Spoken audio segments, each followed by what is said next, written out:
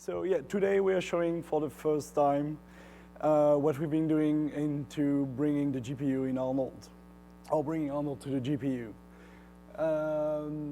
So yeah, mandatory Autodesk slides.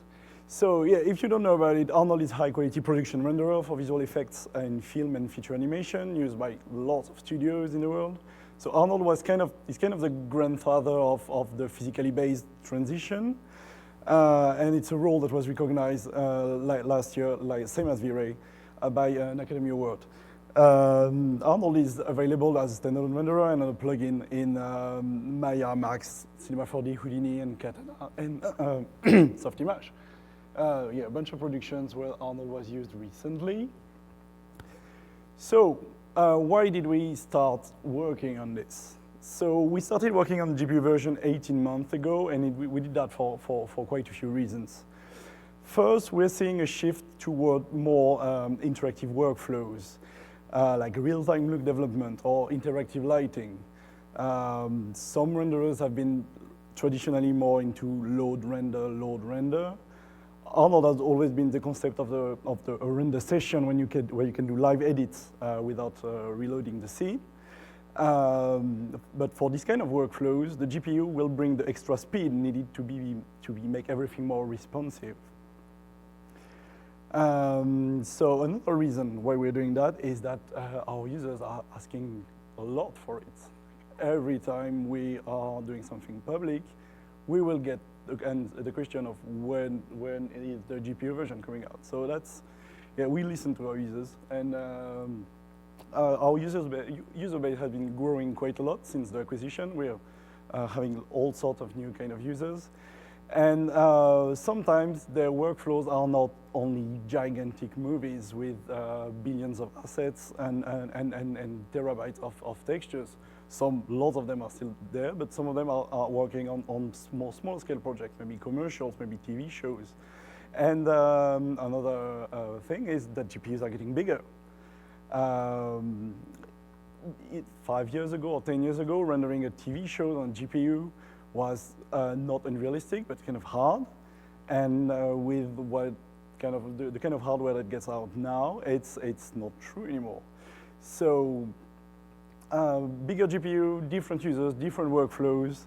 Another thing for looking into GPU rendering, of course, it's for small and medium facilities. Scaling using GPUs is actually easier than scaling using CPUs. Adding 4 GPU in a box is easier than adding 4 dual sockets in a box, dual CPU sockets in a box. So there's a bunch of opportunities that everything is coming together right now. So when we started to work on this, we set up with a set of goals. So what we wanted to have is a single renderer. We're not like a gigantic team. So we wanted to have a single renderer that works on GPU and CPU. We want this renderer to target final frame. And for that, we want to support everything. We want it to be pixel compatible. And we also want it to be API compatible. I will go into detail for what all those things means. So here is, if you see it, Arnold GPU being switched on in all the DCCs we support. So that was Cinema 4D, this is Houdini. And you can see that in all the software, turning on the GPU is just checking a box.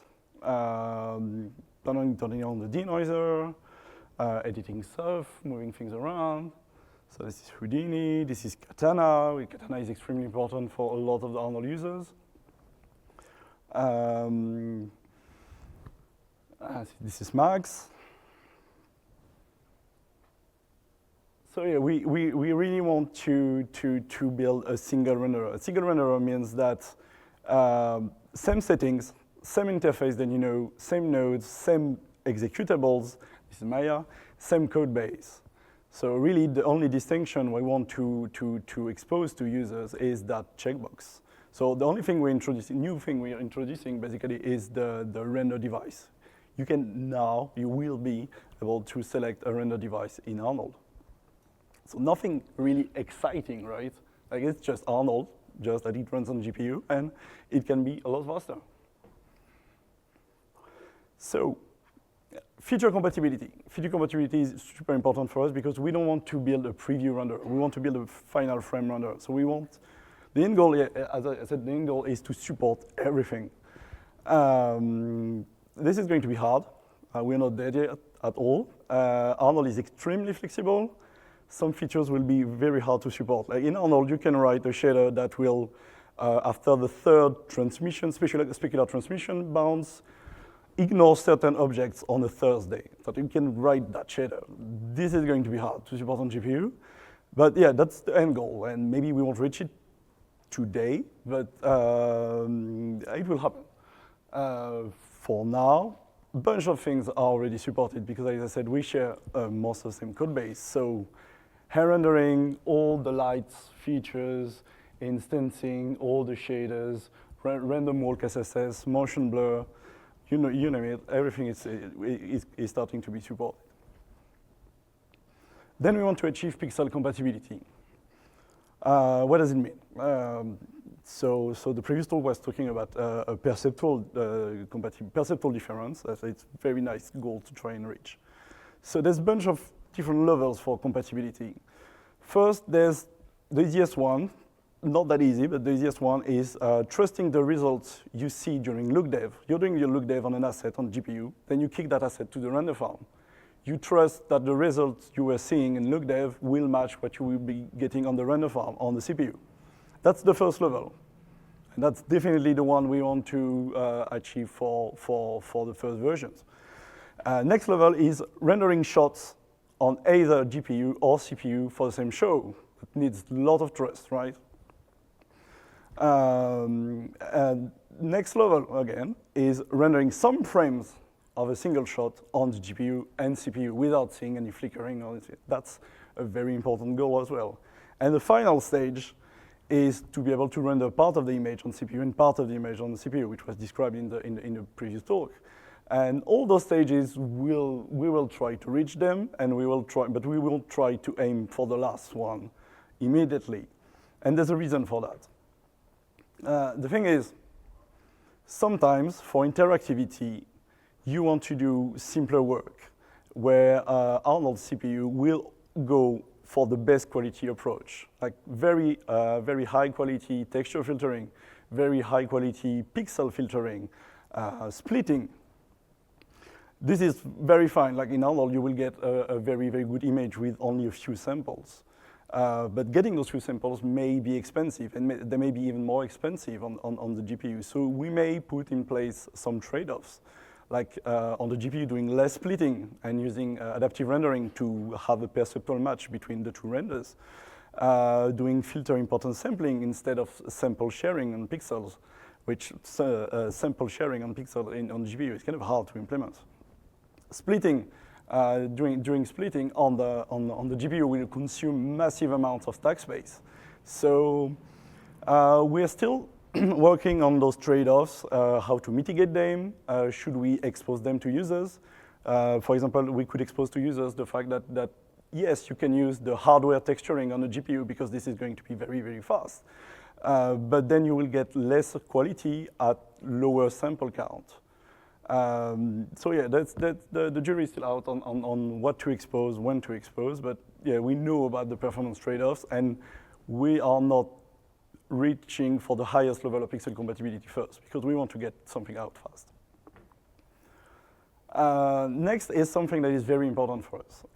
Arnold is not like an executable. Arnold is a ray tracing and rendering library. It's not a black box at all. The API is part of Arnold's successes. Arnold was very soon integrated in Studio's tools as a library, and it's why it got so much use over the years. So we designed the GPU acceleration to be part of this API. So here this is a simple rendering session in Arnold. Starting a rendering session in Arnold looks like that. The only thing we added was an API to be able to select render devices, which you can call or not call, and it will do the right thing. And you just need to tick the checkbox. And that's it. This will run on the GPU. So that's one part, the API that you use to create tools around Arnold. So we want that to be supported. Right now, if you were to get your hand on an Arnold build, you could drop into any plugin and it would work. You would get GPU acceleration. Don't do that. Next thing, which is very important for us, is the runtime API compatibility. This is a code for a mixed shader. This shader will mix two sets of closures and do a blend between them. This is C++. You could write that in Arnold. This is completely a valid Arnold shader. This code runs on GPU and CPU right now. All those AI functions are part of the Arnold C++ API, and those functions are exposed in the GPU API and the C++ API. So yeah, we're kind of happy about that because it means that it's lots of work, a lot less work for us to port shaders. So right now, the code base between GPU and CPU on shaders is the same. And we hope to expose that to users. Probably won't be exposed in the first version because we want to get it right. It's hard to release an API in the wild because after that you have to support it. But yeah, we really want to give that to users so that they can build their own shaders, use the existing shaders. And this is important for our own plugins, which also use this API. So yeah, single renderer, feature compatible, pixel compatible, API compatible. That was our goals, and that's what we are trying to build. So how we're doing that is we are leveraging optics. Arnold is definitely a bit late in the game of GPU rendering. Like some of the guys started 10 years ago. So we really needed to acquire knowledge in the field fast. And optics gives you kind of a very good head start on that. And if you're going to partner and acquire knowledge, yeah, probably going with NVIDIA is generally a safe bet, right? So what we like about the optics programming model, let me get back my mouse. So what we like about the optics programming model is, well, it's quite rigid. It's a rigid programming model. There's definitely less flexibility than going with a straight CUDA. It's a compiler. Optics is a compiler that will take your rendering code and build a very good GPU renderer out of it. And we are leveraging that a lot. We are throwing half the Arnold code base at optics, and it holds pretty well. We're evaluating that. Performance-wise, feature-wise, we all know the cost of flexibility. Like we know it's super easy to write a fixed function path tracer that is very, very fast. It is harder to write a path tracer that supports 20 options when just creating the first camera array and make it fast. And optics helps us to do that. Another thing that convinced us to go with optics is the reactivity of the team. Like the optics team has been fantastic. It has been fantastic to work with them. They're very receptive to feedback. A good example of that is if you look at the optics motion blur specification, we worked on them with that, and it suits our needs very, very well. There's a bunch of other things that are used. So the first one is used in the actual demo, the faster just-in-time compilation. In Optics 5.0 right now, we're encountering a minute and a half just-in-time compilation every time you do anything in optics modifying the scene graph. This is gone in the versions we are beta testing. And another feature that is very important for us and they've been working on is OSL. So yeah, a very, very good partnership with NVIDIA on that. So there's a bunch of caveats with working on a GPU. Some of them are specific to optics, some of them are generic to GPU. Time to first pixel on GPU is longer. CPU renderers are very good at being lazy, at doing the things that needs to be done at the very last time, building the BVH, loading the geometry, loading the texture, doing the displacement. On the GPU, you have to interrupt the kernel, stop things, go back to CPU, do a load, restart the kernel, maybe hit something else. And generally, time to first pixel can be much longer in GPU. It is even more true if you have long just-in-time compilation phases. Texture streaming is another culprit for that. So another thing is running into performance cliff edges. It's going to be sometimes, depending on the asset, everything is going to be fast. You're going to add stuff, and then performance is going to degrade quickly. This happens on the CPU as well, but generally much further away, and sometimes it's less abrupt. So that's another caveat that we've been encountering. And then, yeah, one that is related to optics. Optics has a very rigid programming model. It is very efficient to build a GPU render using your code, but if you want to implement texture streaming in optics right now, because of the very strict scheduling put in place by optics, it is quite hard. You can do it, but it's clunky and inefficient. So trade-offs, right? Okay, demo time. Do we have? Ooh, I'm running out of time. Was it a 20 minutes timer? Fine, perfect. So yeah, this is Arnold GPU.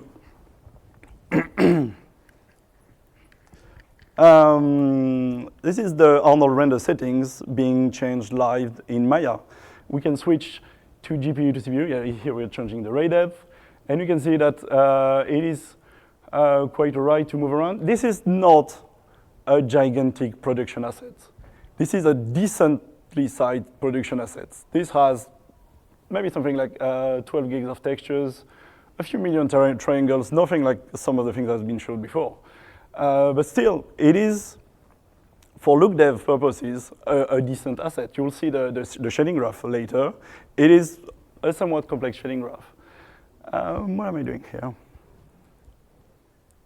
So here you should see, yeah, this is the denoiser being turned on. Like when you're using optics, there's no reason why not to use the optics denoiser really. It's so super easy to integrate.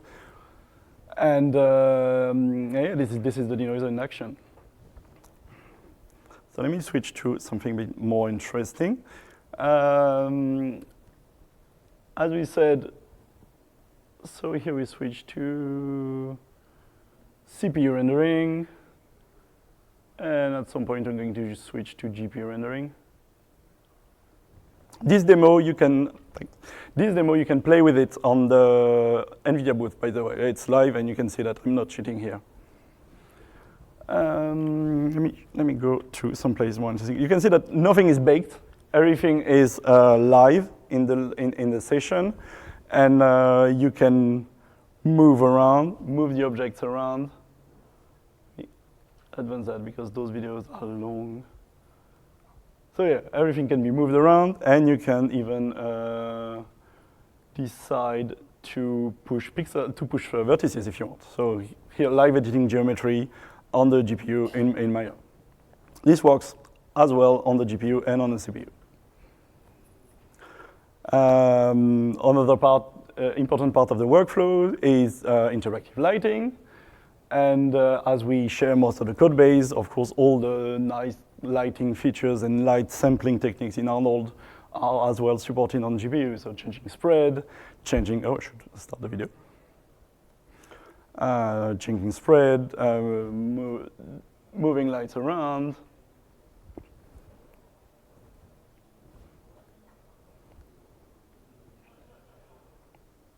And generally, yeah, doing your lighting interactively.